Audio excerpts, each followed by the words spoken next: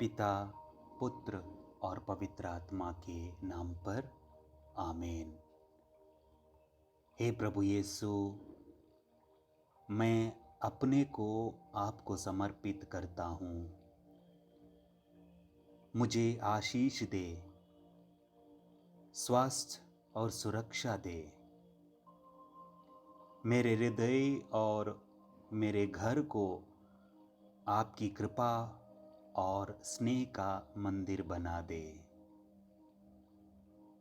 मुझे एक दूसरे से एकता और शांति के सूत्र में बंधे रहने वाले आपके अनंत स्नेह से और भी मजबूत बना दे।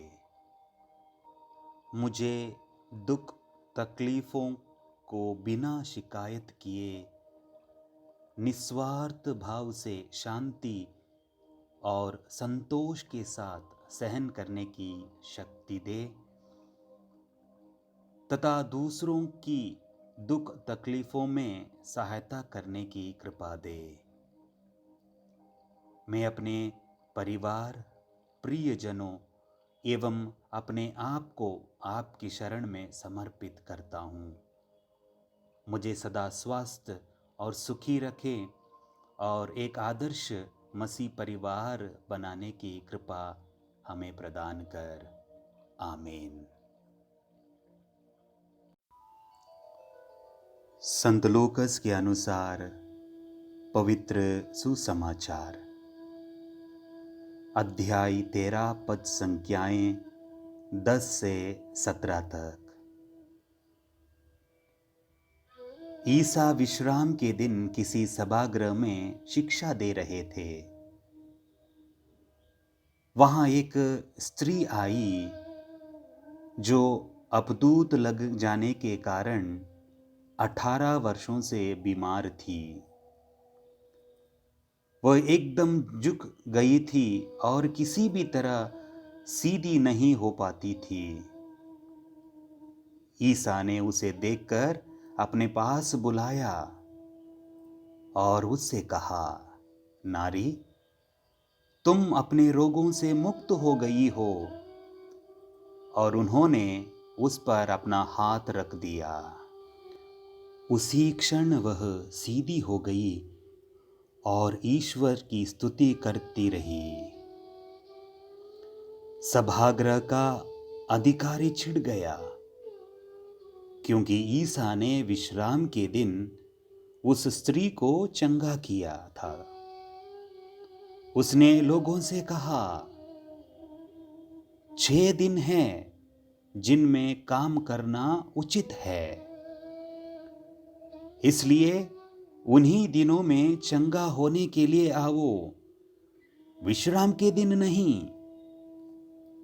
परंतु ईसा ने उत्तर दिया, ढोंगियों, क्या तुम लोगों से हर एक विश्राम दिन के दिन अपने बैल या गधा उसे खोलकर पानी पिलाने के लिए नहीं ले जाता? शैतान ने इस स्त्री को, इब्राहिम की इस बेटी को इन 18 वर्षों से बांध रखा था, तो क्या उसे विश्राम के दिन उस बंधन से छुड़ाना उचित नहीं था?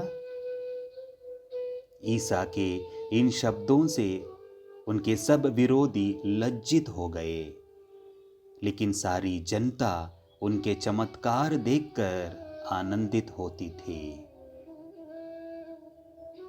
प्रभु का दिव्य सुसमाचार है। प्रभु क्रिस्त में प्यारे बहन और भाइयों, आज का यह चमत्कार जहां पर स्त्री ने कुछ नहीं कहा प्रभु से कि प्रभु मुझे चंगा करिए, लेकिन प्रभु उस स्त्री को देखकर दया से द्रवित हो जाते हैं। प्रभु जान जाते हैं कि 18 वर्षों से ये पीड़ित है, लेकिन इतनी पीड़ा में होने के बावजूद भी वो सभागृह में आई, मंदिर में आई। वो शायद गुस्सा करके अपने घर में रह सकती कि ईश्वर नहीं है, मुझे चंगा नहीं करता, सभागृह, मंदिर, चर्च जाना व्यर्थ है। लेकिन नहीं, उसके अंदर वो विश्वास था। भले ही वो 18 वर्षों से पीड़ित थी, लेकिन फिर भी वो मंदिर में ईश्वर का वचन सुनने गई और ईश्वर की उपस्थिति वहाँ पर उसे चंगाई प्रदान करती है। प्यारे बहनों और भाइयों, हम अपने जीवन को देखें। 18 वर्ष नहीं, शायद 18 घंटे की तकलीफ हमें प्रभु से दूर कर देती है कभी कभी। 18 घंटों की मुसीबत, दुख के कारण हम चर्च जाना बंद कर देते हैं कभी कभी। आज हम इस दुखियारी पीड़ित महिला, इस नारी से सीखें। दुख होने के बावजूद भी वो सभागृह में मौजूद थी और वहाँ पर वो चमत्कार को अनुभव करती है, चंगाई को प्राप्त करती है। जब हम चर्च जाते हैं, वहाँ पर प्रभु यीशु है।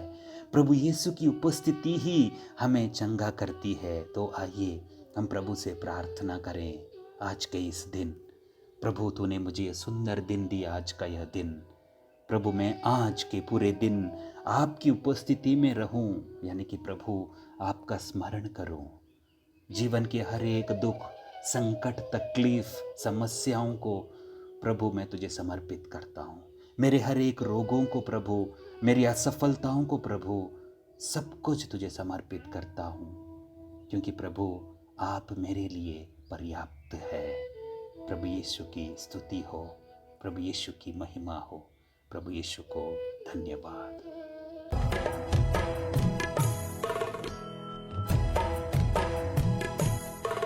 युग शांति का आरंभ, युग प्रेम का प्रारंभ, प्रभु क्षमा में है सागर, यीशु दया सागर, प्रभु क्षमा में है सागर, यीशु दया सागर।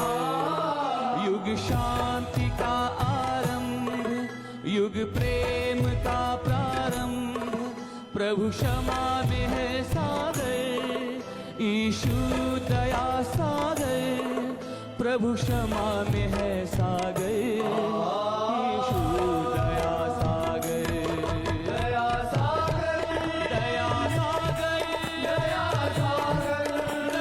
सागर, दया सागर, दया सागर, दया सागर, दया सागर, दया सागर।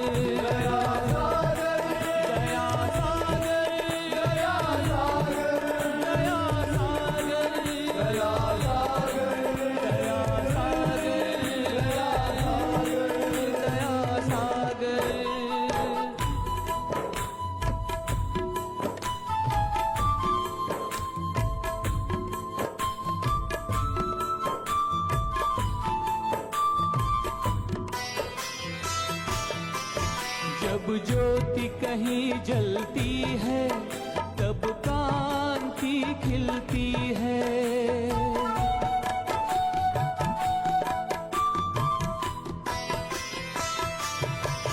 जब ज्योति कहीं जलती है, तब कांति खिलती है। जहाँ क्षमा प्रेम होता है, वही शांति मिलती है। आरंभ की आगाज में नव युग का है आदर। युग शांति का आरंभ, युग प्रेम का प्रारंभ, प्रभु क्षमा में है सागर, यीशु दया सागर, प्रभु क्षमा में है सागर, यीशु दया सागर।